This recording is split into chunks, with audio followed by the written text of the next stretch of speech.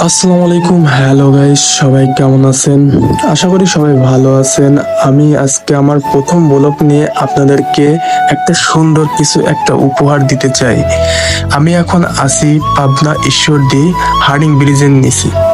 আপনারা এখানে আসবেন, আপনাদের অনেকটাই ভালো লাগবে। আপনার প্রিয় মানুষকে নিয়ে এখানে আসবেন, অনেকটাই ভালো লাগবে।